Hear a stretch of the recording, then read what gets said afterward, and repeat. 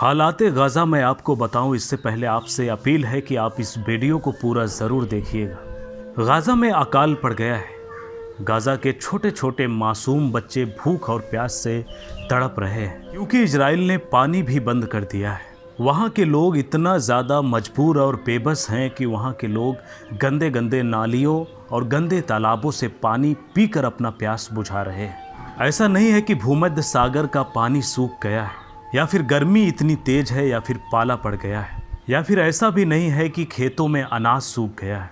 Israel की जुल्म इतनी ज़्यादा बढ़ती जा रही है कि उसके बम से जो लोग मरने से बच गए हैं वो अगला बम गिरने तक भूख से मरने की तरफ बढ़ रहे हैं। गाज़ा के 20 लाख से ज़्यादा लोगों के पेट में भूख का बम फिट कर दिया गया है। गाज़ा के बच्चों के पेट सूख गए हैं, उनकी मांसपेशियां सिकुड़ गई हैं, उनके शरीर में धड़कने भर की सिर्फ जान बची है, उनसे रोया तक नहीं जा रहा है। उनके पेट में अनाज का एक कतरा भी नहीं है कि उनके पास इतना हिम्मत नहीं है कि वो रो सके। बच्चों ने रोना भी बंद कर दिया है। शायद वो बच्चे इसलिए नहीं रो रहे हैं कि उनकी उम्मीदें ख़त्म हो चुकी हैं।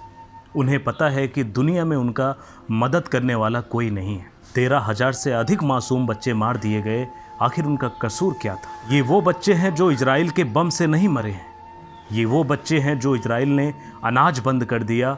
अनाज बंद करने के बाद ये वो बच्चे हैं जो भूख से तड़प तड़प कर मरे हैं। एक रिपोर्ट में ये भी लिखा है कि वहाँ के लोग, चूहों ने जो खाना खाकर छोड़ दिया है, कुतर दिया है, वहाँ के लोग उस बचे हुए खाने को खा रहे हैं। अब आप सोचिए कि आखिर वहाँ के लोग कैसे जी रहे होंगे, जहाँ पे पीने के लिए पानी नहीं है, खाने के लिए खाना नहीं है, खाने के लिए सिर्फ पत्तियाँ हैं, पेड़ों के टहनियाँ हैं, उसे ही उबाल कर वहाँ के लोग पी रहे हैं सिर्फ ज़िंदा रहने के लिए। वहाँ के लोग पूरी तरह से तबाह हो चुके हैं। उनके पास अब खाने के लिए कुछ भी नहीं बचा है। बस बचा है तो सिर्फ एक उम्मीद बची है कि खुदा एक ना एक दिन सब कुछ ठीक कर देगा। बस इसी उम्मीद के साथ वो सांस ले रहे हैं और बचा कुचा चूहों से जो बचा हुआ कुतरा हुआ खाना है उसे खा रहे हैं और पत्तियाँ उबाल कर पी रहे हैं।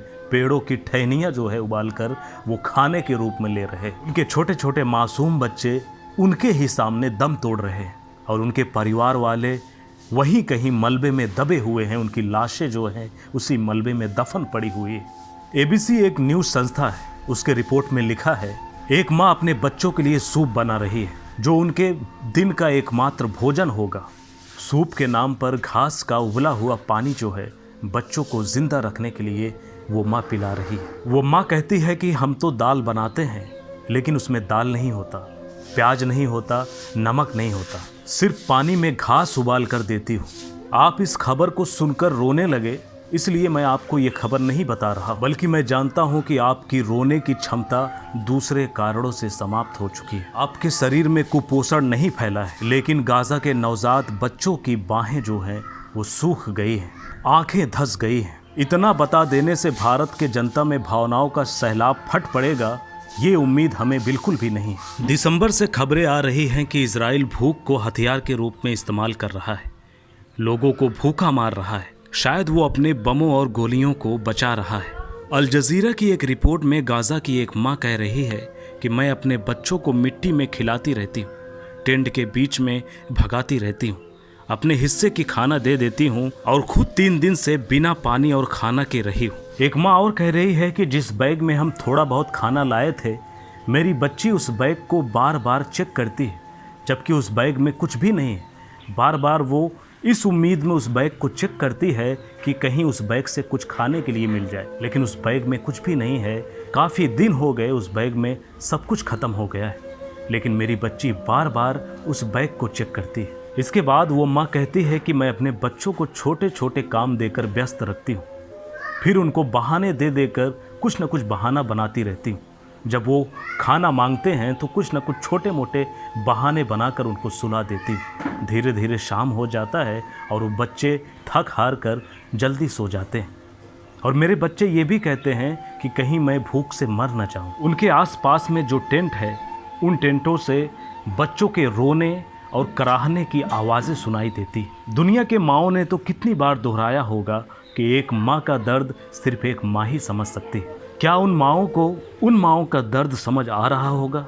अब आप सबसे ये अपील है कि जिसने ये वीडियो देखा है पूरा, उनसे ये अपील है कि आप लोग गज़ा के मासूम छोटे छोटे बच्चों के लिए कुछ नहीं कर सकते तो उनके लिए दिल से दुआ कर दें। शायद आपकी दुआ को ऊपर वाला कबूल कर ले और उनके ऊपर जो जुल्म हो रहा है वो ख़त्म हो जाए। हालांकि गाज़ा के जो छोटे छोटे बच्चे इस दुनिया से जा चुके हैं, अल्लाह पाक उनको जो है जन्नत में आला से आला मकाम अता फरमाए। इस इजरायली जंग को लगभग 6 महीने बीत चुके। हमास को मिटाने के इरादे से शुरू किए हुए इस युद्ध में इजराइल की सेना ने गाज़ा में महिलाओं और बच्चों को समेत 33,000 लोगों की जान ले ली है। दोस्तों, इस वीडियो को ज़्यादा से ज़्यादा शेयर कीजिएगा ताकि हर किसी के पास गाज़ा का दर्द पहुंच सके।